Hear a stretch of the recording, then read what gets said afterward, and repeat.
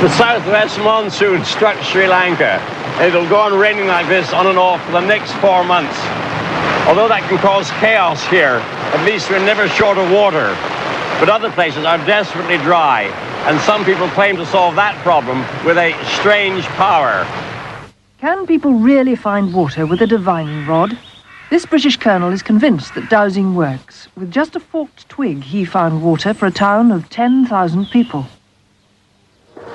This American prospector dowses for oil. This is how it works right here.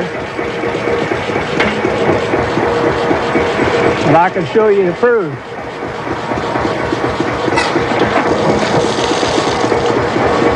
It's good oil. His oil wells have brought him millions of dollars. What secret lies in the diviner's hands? Mysteries from the files of Arthur C. Clarke, scientist, writer and visionary. The scientist who invented the communications satellite, the writer of 2010. And now, in retreat in Sri Lanka, the visionary who ponders the riddles of this and other worlds.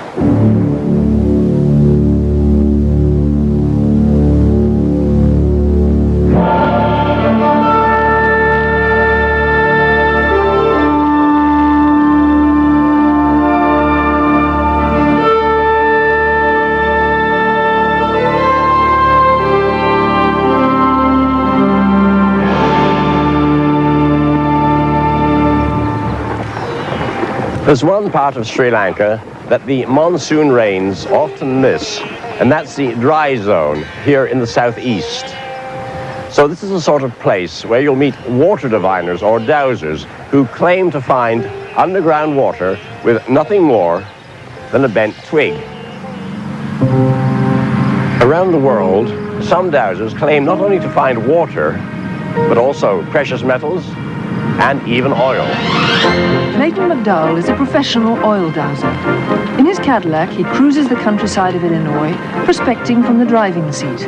When the rod twitches, wife Marge has to steer. I have my wife most journey to hold the wheel while I'm driving. And give me a little scare once in a while. Just don't go too fast now. That's the way we do it. Yeah, it's working real good here.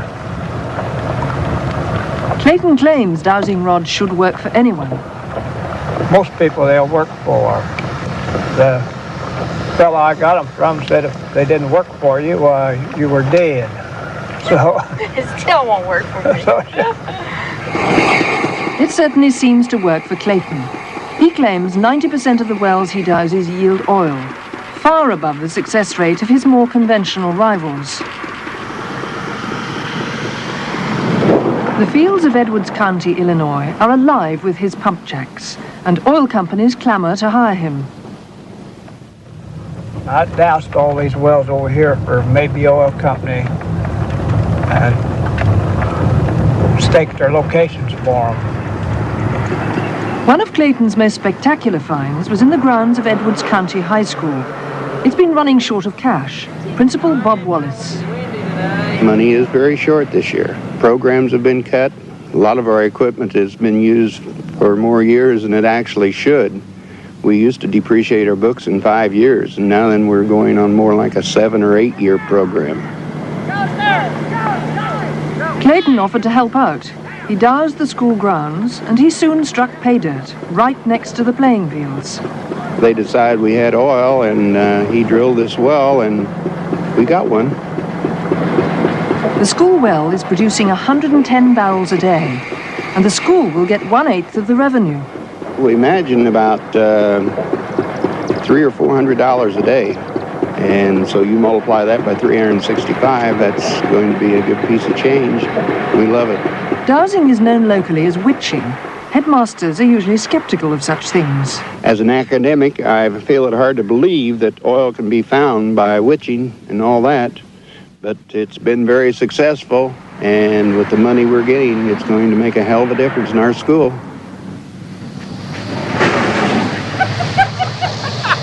Hey! Watch it, Art! Don't let it get you! Look out there! Clayton's latest well is being brought in. The drilling mud has been cleared with acid, and the first oil is coming to the surface. Clayton sinks more than 30 holes a year, all discovered by dowsing. Almost all produce top-quality oil. Very good, clean oil. Clayton's success has amazed conventional geologists like Paul Mullinax. The results speak for themselves.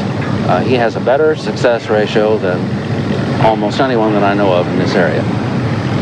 About 75% of all the wells he's drilled have been commercial producers. Clayton's dowsing rod, which he calls his bug, has brought him a studful of fine trotting horses, a profitable sideline. But I really make my money out of oil. And the reason I do is because I use this bug all the time to find the oil. In West Germany, the British Army of the Rhine has also benefited from a dowser's skills. It's commanded from JHQ Rheindahlen, a town of 10,000 people near Mönchengladbach. Construction of the base began in 1952. In charge was Colonel Harry Grattan of the Royal Engineers.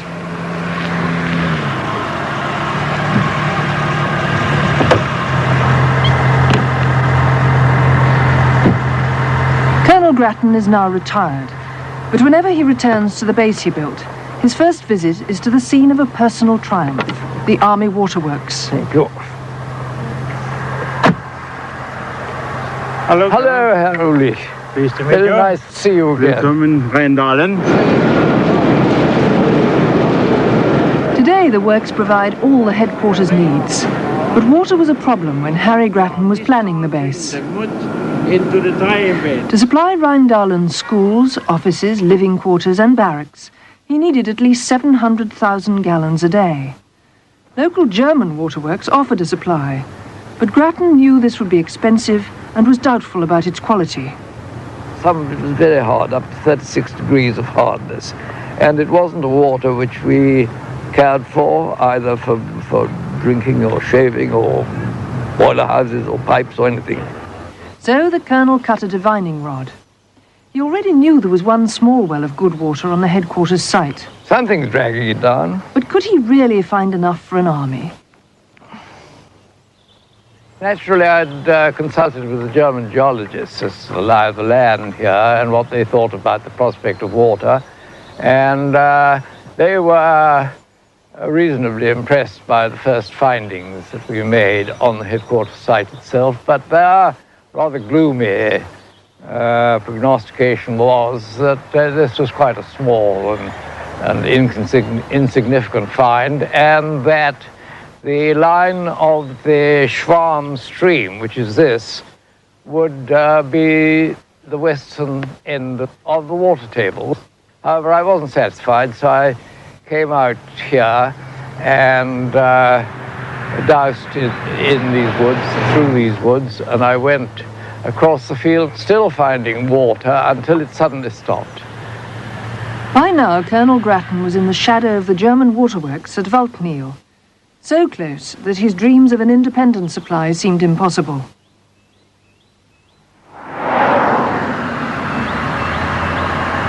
But he still hoped there was a division between the two fields of water. To his gratification, he found there was. He pinpointed it by dowsing from the German side. There's a strong indication here, which is from the field of water which supplies the Waldkneel waterworks. For a long time, I couldn't find the division. So I went on like this, and as you see now, it's still going down on the... This is the Waldkneel side, and...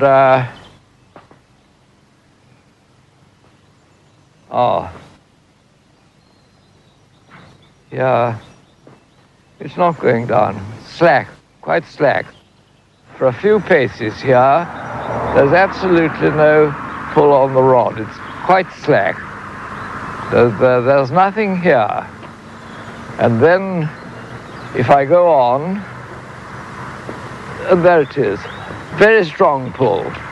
Now that's the beginning of the water-bearing area which I had discovered. They did miss our patch. That's the extraordinary thing, and they missed it by so little.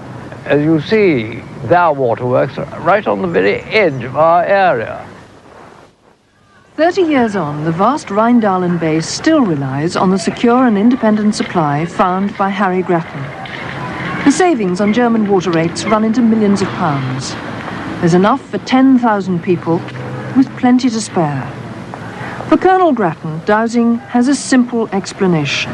It's called water divining, and there is in it an element of the divine, if you like to think of it like that. You are asking to find something, and some power gives you the power to find it. And that's how I prefer to believe it.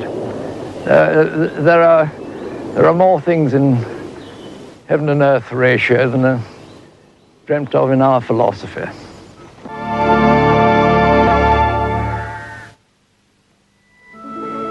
Danville, Vermont.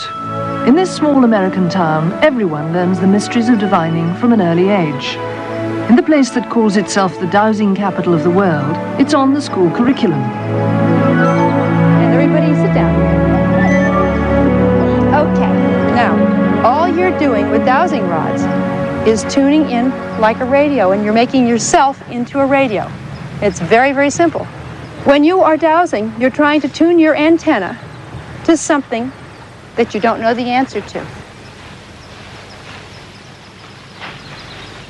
Yes. Patrick is very good at finding water.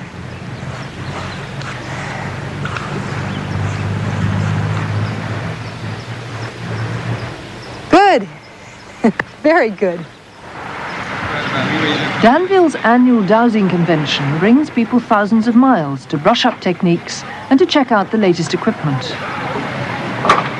And with this instrument, we can measure someone's aura by coming in on a victim where the aura comes out.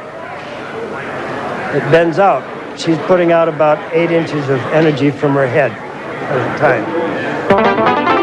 The dowsers believe the village green is riddled with underground streams waiting to be detected. Whoops. Now we're over one right here. Now let's re-straighten them out again. All right. You're over another one now. See, those are beginning to work for you. Whether they use pendulums or rods, convention delegates believe they can find almost anything. I was laying flooring boards in the attic of our house. I had driven probably a couple of thousand nails, put much flooring down, and suddenly the phone lines were not working, and we guessed that we had driven a nail through the phone. But I started to check out each nail using a voltmeter, and I found that there were an awful lot of nails there, so I went and got the dowsing rods instead, and I narrowed it down to an area of probably 3 foot square. So without telling my wife, I asked her to do it, and she confirmed that it was in the same 3 foot area. But she used a pendulum to go over all the nails in there, and she picked a nail, and we circled it with a pencil, and went and got the voltmeter, and touching the nail and ground, we had 60 volts on there. We pulled the nail, and the phone system went back to normal. Dowsers are so confident of their powers that they seldom bother to ask the fundamental question: are they just lucky, or is there a scientific explanation? My friend, the magician, James Randi, tried to find the answer. In 1980, he went to Australia to challenge the diviners of the outback. $50,000 were on offer to anyone who could unfailingly find water and metal buried in the test area. The dowsers were certain they'd scoop the prize. It'll be the easiest day's divining I've ever had if the money comes forward. The value's roughly... First they looked for metal. Lumps of gold and brass were hidden in one of 10 boxes. The dowsers' task was to say which box contained the metal. But in 61 tries, they found it only 4 times.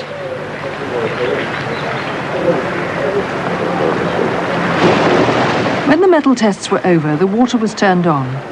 11 dowsers paced the field. Hidden in the ground below were 10 pipes. The dowsers had to detect which one the water was flowing through.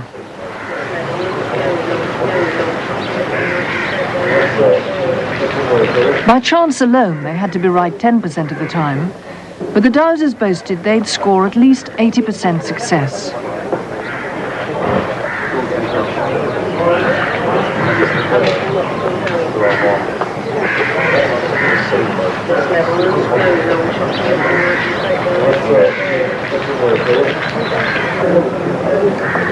At the end of the day, the diviners gathered to hear the water results from scrutineer the Reverend Ted Noffs. Out of a total of 50 tries, there were only 11 successful attempts, which was 22%. The total of everything, that is to say the brass, the gold, and the water, meant 111 tries were undertaken. There were a total of 15 successful, and that makes approximately a percentage of 12%. So the result was just a little over the 10%. It would seem to indicate that dowsing as a force simply does not exist except in the imagination and in wishful thinking of the people who try it. What are we to make of Randy's test for dowsing? The experiment was well designed, but I don't quite agree with his conclusions. The test for water and the test for metal were entirely separate experiments. He shouldn't have combined the results. The dowsers were hopeless at finding metals. They'd have done much better if they'd merely guessed. But the results for water are rather impressive. By chance alone, the dowsers should have been right 10% of the time. Their actual score was 22%. The odds are 100 to 1 against that happening by chance. So the dowsers were quite good at locating water. They weren't as infallible as they claimed to be, but they were distinctly better than Randy admits. I've been able to find only one experiment that suggests how dowsing may actually work. On the campus of Utah State University at Logan, Professor Dwayne Chadwick is preparing the ground for the latest in a series of dowsing tests. He hopes to establish a connection between dowsing reactions and the Earth's magnetic field, using student volunteers hijacked on their way to classes.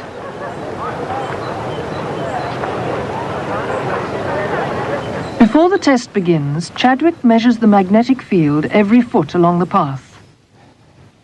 Then he buries a piece of wire coat hanger in the snow, which will cause a distinct change, a distortion in the Earth's magnetic field. Really hard. The tests are designed to discover whether dowsers can detect changes in the Earth's magnetic field, like the one caused by the coat hanger. Any movement of the rods, a dowsing reaction, is carefully recorded. Chadwick got the idea from a local newspaper story. I saw something that made me really wonder. 2 boys fell through the ice on the Snake River and were drowned. The search party couldn't find them, and a dowser came along and located them after the search party had given up. That got me thinking there must be some scientific basis on which that might work, because here's a whole river of water. Obviously it wasn't the water. And I postulated that the skates would distort the Earth's magnetic field. Underground water also causes such distortions. Perhaps dowsers can tune into them. This might explain the basis of dowsing. But why should the rods twitch? I postulated again that here we have the human body, which is really a conductor of electricity. And as you cut the magnetic field, this causes micro voltages to be induced into the tissues, the muscles. That shortens the muscle. It causes a slight misalignment of the hands, subconsciously, not consciously, and causes a dowsing response. In a previous test, students dowsed a 60-foot-long path. Unknown to them, Chadwick had buried a piece of wire coat hanger at a spot 26 feet along it. The dowsing reactions were grouped in bunches, especially over the wire. 23 out of 25 people got a reaction within 3 feet of that spot. And statistically, of course, that's you could break the bank at Monte Carlo with those kind of odds. And we did show that they tended to get reactions where the magnetic field is changing. The magnetic field is changing most where the graph is steepest, and that's where the dowsing reactions are bunched. Based on our statistical evidence, I think there is a possibility that this is the mechanism by which the dowsing reaction occurs. In Carmel Valley, California, the telephone company has a dowser on call. Just turned off Highway 1. I'm eastbound on Carmel Valley Road. We got huge trouble at the old Dunaway Ranch. Some buried service wires, underground wires seem to have gone bad. Is that one right by Mid-Valley? That's the one. You can go out there and locate the underground facilities. Engineer Tom Harmon had trouble convincing his boss. When I first heard that Tom could find lines using copper rods, I just sort of laughed and chuckled and said, sure, until he had me do it and taught me how to do it. And then you just have to believe it. We encourage all of our employees to either learn it and not laugh about it, but try to use it. Tom's job is to find and fix faulty telephone lines. He's sure that this one will present no problems.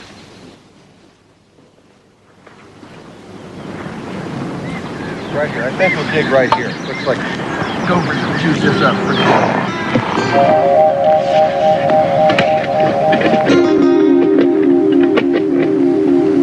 But several hours later, there's no sign of the cable, despite energetic excavations and the insistent swing of the dowsing rods. That shows right where it should be.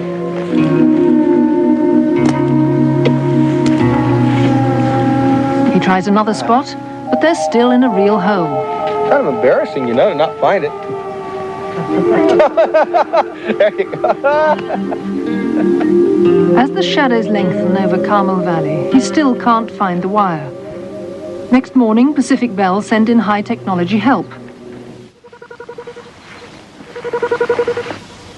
It does the job in minutes. Well, I found what I was digging for. Yeah. Is it out there? It's out here, Tommy. Well, I must have picked up this water line and this sewer line. What do you think, Mike? Yeah, it's right there. Well, let's dig it up there.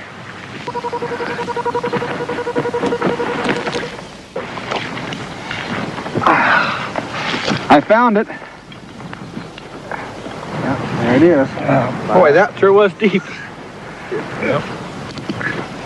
There it is. Now it's on blue. He's been wrong before, and it won't be this last time probably, but most of the time we'll find the wire with the dowsing.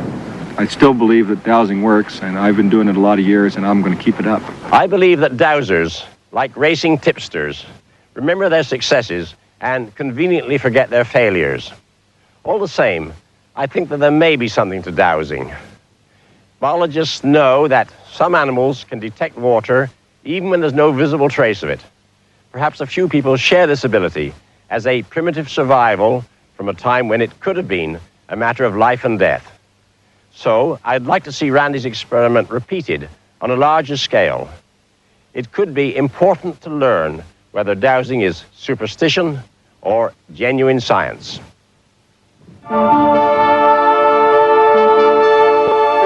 We stay with Arthur C. Clarke next on Discovery as he attempts to reveal the truth behind legends of monsters from the deep.